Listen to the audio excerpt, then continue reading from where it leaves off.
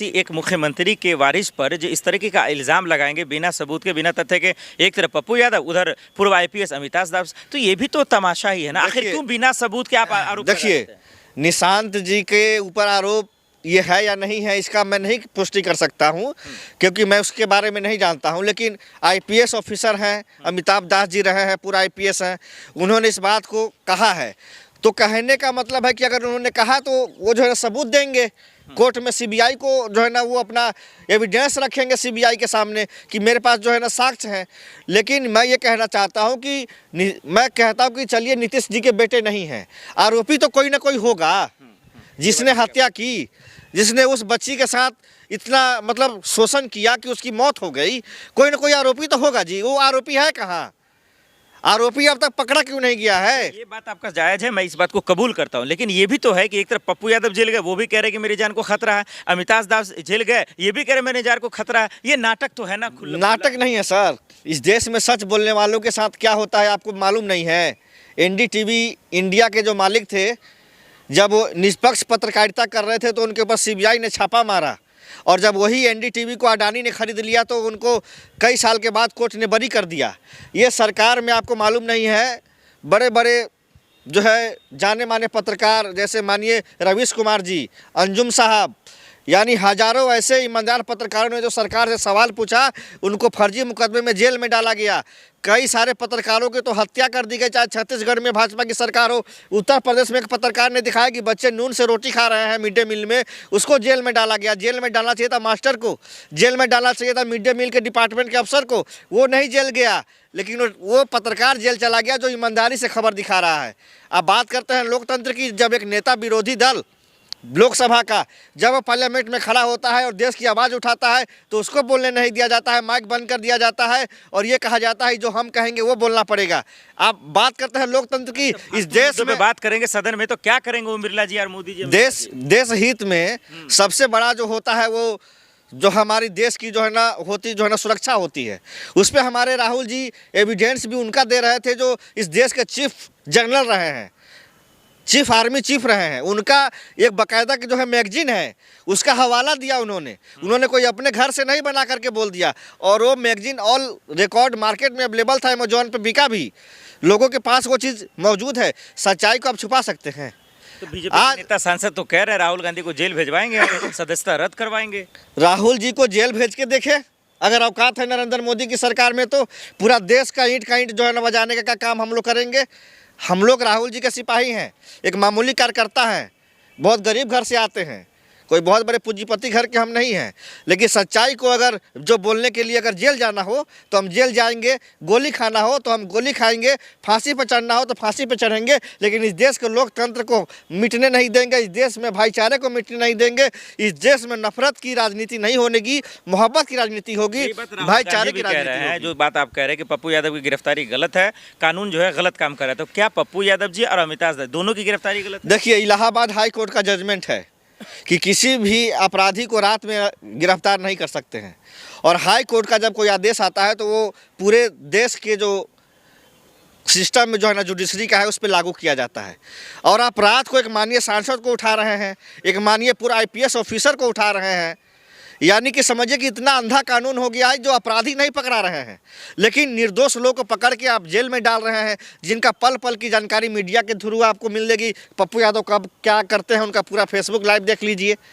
तो उनको आपको रात को 12 बजे समय मिल गया उठाने के लिए, आपको ये समय नहीं मिला कि मुजफ्फरपुर में जो दलित बच्ची का बलात्कार हुआ था उनके आरोपियों को जो है ना कब जो है गिरफ्तार किया जाएगा। मुजफ्फरपुर में बालिका गृह कांड हुआ था, 500 से ज़्यादा लड़कियों के कंकाल मिले थे, उसके अपराधियों को कब जेल में डालेंगे ये? क्योंकि उसमें बड़े बड़े अधिकारी हैं, बड़े बड़े मंत्री शामिल हैं, उनके ऊपर हाथ डालने के लिए पुलिस की हिम्मत नहीं है, औकात नहीं है। लेकिन ईमानदार लोगों को पुलिस उठाती है और ईमानदार लोगों को जेल में डालती है। आज मैं ये आपके माध्यम से यूनाइटेड नेशन से मांग करता हूँ, भारत के अंदर न्याय मर चुका है, मैं यूनाइटेड नेशन से मांग करता हूँ कि हिंदुस्तान में जो जेल में बंद कैदी हैं उनको जो है इस पे एक सर्वे कराया जाए कि कितने लोग निर्दोष हैं, उनको जेल से निकाला जाए। आज भी उनके कोई मिलने वाला नहीं आता है, 6-6 महीने तक बेचारे का कोई पूछने वाला हाल नहीं है। उनको यही नहीं मालूम कि हमने किया क्या है। पुलिस उठाई, रोड पर से ले गई और जो है ना चालान करके जेल भेज दिया। कोई बेल कराने वाला उनका नहीं है। इतने गरीब लोग हैं जेलों में, कोई अमीर आदमी जेल में नहीं रहता है। एक चीज़ जान लीजिए है, गरीब लोगों के लिए जेल बनाया गया है और ये अंग्रेज़ों ने बनाया था। आज वही अंग्रेज़ों की सरकार है, बस बदल गया है कि हम लोग लोकतंत्र में हैं। ये लोकतंत्र नहीं है, ये नहीं, वजूद नहीं है। कैसे? अरे मानना चाहिए आपको, कांग्रेस यही है। देखिए यहाँ पे ना पार्टी वर्चस्व की लड़ाई है कि सम्राट सांसद हुए फिर कांग्रेस में शामिल हो गए। नहीं ठीक है ना, अगर मान लिया कांग्रेस में आए तो क्यों आए? क्योंकि देख रहे हैं कि हाँ कांग्रेस संवैधानिक तहत काम कर रही है, लोगों के हित में बात कर रही, काम कर रही, और वो निर्दलीय थे, उनको दबाया जा रहा था। अब मान लिया उनको कांग्रेस का सपोर्ट मिला हुआ, कांग्रेस के सहयोग वो खुद दिए हुए हैं। सांसद के आसमान से टपक रहे हैं। बीजेपी के सांसद किस तरीके जनता ही चुन रही है, वो भी संविधान की कसम खा रहे हैं, वो भी संविधान की शपथ ले रहे हैं। नहीं, जनता चुन रही है, जनता को ढूंढ के चुन के आ रहे हैं। ये देखिए आप किस तरीके से पैसा वाला बात था, ईवीएम का खेल हुआ। अमित शाह ने खुद वहां पे कितने विधानसभा में घूमे जहां पे ईवीएम रखा हुआ था, ईवीएम का कैमरा बंद हुआ। किस तरीका आपको मालूम है, इतिहास बन गया। जो ये मतलब इतना साल में ना, जो हमारे आज 75 साल बोलते हैं, 70 साल में इतिहास रिकॉर्ड बन गया कि मतलब जो बिहार में इस बार इलेक्शन हुआ, मतलब बोलते हैं ना कि एक बोलते थे चोरी होता था, लेकिन अब बिहार में ना आम जनता के मुंह से ना कहीं जाइएगा ना, पूछे ना क्या है यार किस तरीके का इलेक्शन रिजल्ट, बोलता है हमेशा चोरी होता था, ये डकैती हुआ, डाका डाला, दिनस्ती डाका डाला। बिहार के आम आवाम बोलते हैं, आम जनता बोलती है। तो पप्पू यादव तो बहादुर हैं, गरीबों के मसीहा कहे जाते हैं। हाँ। फिर ये रो क्यों रहे थे, घबरा मुझे ये अरे रोने का बात है ना, क्यों नहीं रोएंगे, क्यों नहीं घबराएंगे? क्योंकि किस तरीका से जान रहे, रोने का वजह ये नहीं है कि हाँ उससे डर रहे हैं, डर नहीं रहते। उनको मालूम था कि मेरे को ये लोग दबा रहे हैं कि आगे हम ये मुद्दा न उठाएं, और वो अपना जो भावना था कि हाँ जनता के हित के लिए, जनता के लिए हम आवाज़ उठाएंगे जाके पार्लियामेंट में, उस वजह से उनको दिल में दर्द हुआ, तकलीफ हुआ कि हाँ भाई हम जनता के हित में काम करना चाह रहे, तो इस तरीके से हमको दबाया जा रहा। कोई भी होता जो अच्छा काम करना चाहता ना, वो इंसान कमज़ोर दिल का होता ही है, और उनको लगा कि हाँ हमें किस तरीके से दबाया। IPS अमिताभ दास भी जो है कमजोर दिल के थे। नहीं, देखिए पूर्व IPS अमिताभ दास का भी देख लीजिए किस तरीके से हुआ। जब वो अमिताभ दास जी ने बोले कि हाँ हम दिल्ली जा रहे हैं CBI को, वहाँ पे हम अपना सबूत पेश करने जा रहे हैं, और उनको गिरफ्तार किया गया, तो अमिताभ दास के साथ क्या गलत किया, नहीं किया, आप बताइए। अगर मान लिया नीतीश कुमार का बेटा नहीं है दोषी, तो उनको जाने देना चाहिए था, उनको आने देना चाहिए था दिल्ली ना। दिल्ली में हम तो बोल रहे ना, उन्हीं के बाप बैठे हैं, हम सीधा बोल रहे हैं।